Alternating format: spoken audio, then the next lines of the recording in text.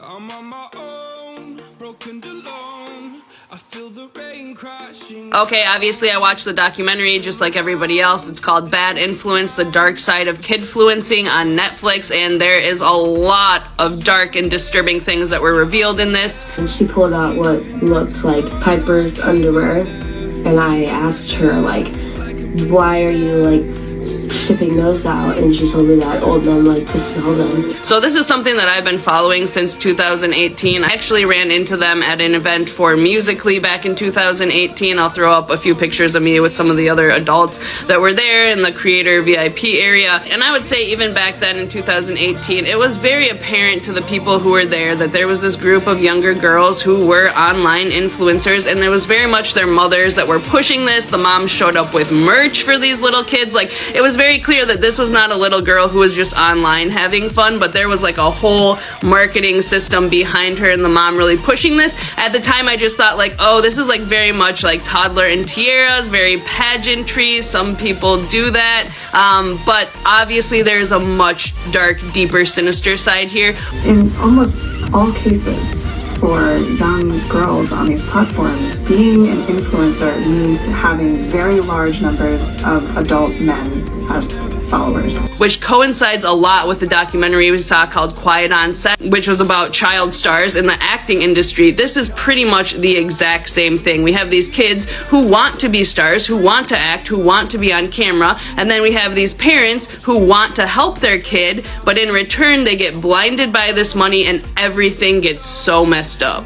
Tiffany would get so pissed and be like, Piper is not Sophie, she's sluttier. Get her sluttier clothes, get her sluttier clothes, she needs to show more. I was kind of shocked.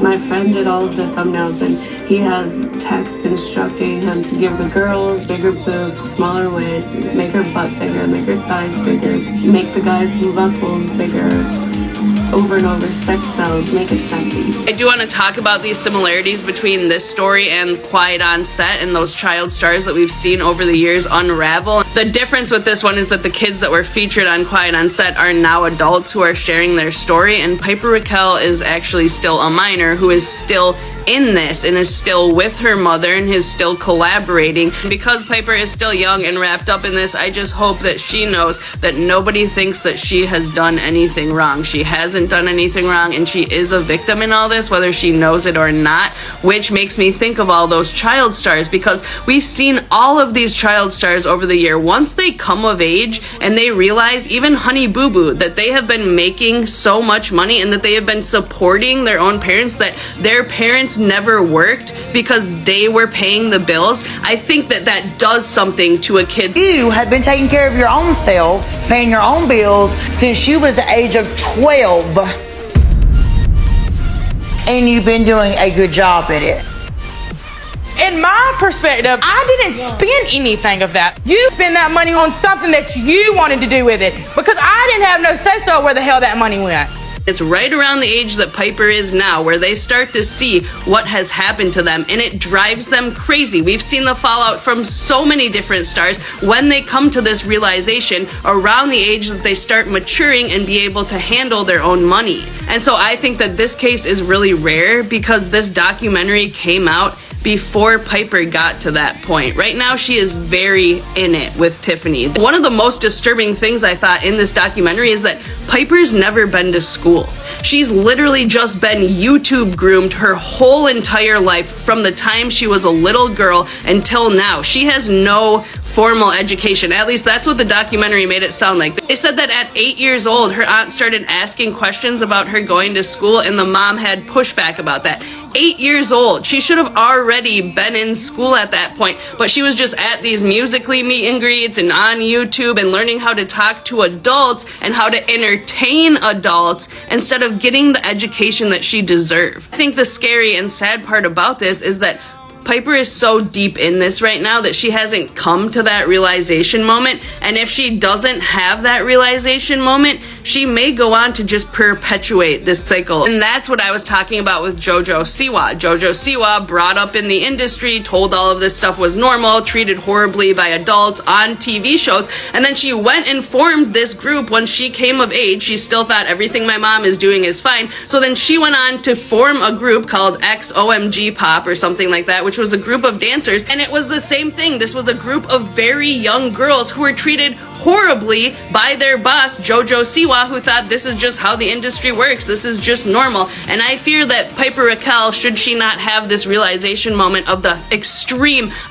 that her mother has put her under, she may go on to do this to other children. But besides that, as somebody who was vaguely aware of this case and knew that these 11 kids had come forward and went after her legally and all that kind of stuff, I think that this documentary, the most disturbing things I found out was, one, that she had no education, that she was never put in school, and we don't know that she had done any actual homeschooling. Her whole education has just been groomed to be on YouTube. And two, that there's this person called Megan, who is an older man who was her biggest fan, who was sending her gifts when she was 11 years old. And the mom is outed in the documentary for sending out, I can barely say this. It was revealed that her mom was sending out her undergarments to these creepy men.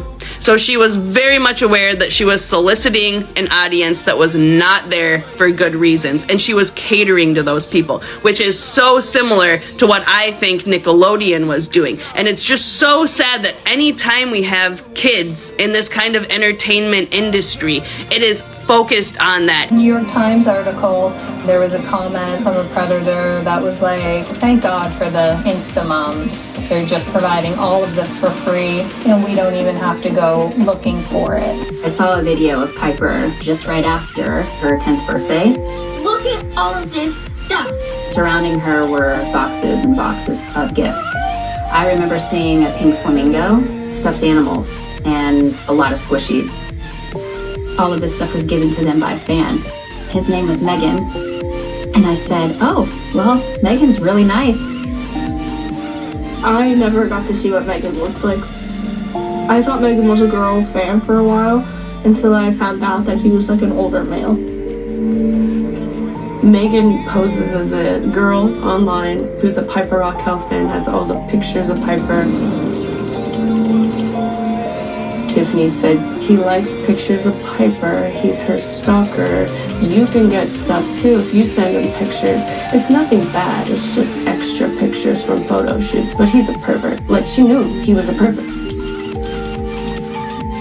Regularly, Tiffany would be like, Piper, like, Megan's on the phone, and then Piper would go over and be like, hi Megan. Just by flirting and sending him photos, Tiffany got herself a Gucci bag from Megan. Piper got a Gucci bag. All of these like outlandish gifts. Brand new computers, brand new cameras, camera lenses, mics, iPhones that she needed, the iPhone. She got hoverboards. Anything that you could think of that Piper wanted, like, she got from Megan. It is sickening that they all know, they're aware that they're catering to this audience that wants to see children on their screens, and it's not other children. And there is so much money in it for them that they are willing to cater to it. There are a lot of adults that did all of these kids wrong. I know that Jensen's dad, they said, showed up to kind of shut things down, and he immediately was blinded by that money. I mean, this is a man who was apparently not even living in the same state as his son, but as soon as he flew in and saw dollar signs in his son's eyes, he thought, oh, I can capitalize off that. He can stay. I can ruin his life. That's fine. I mean, that is the impression that I got from the documentary. This is a man who wasn't in the state, didn't care to be around his son until he found out how much money his son was worth. We thought if we left together, maybe she won't try to tear our kids down.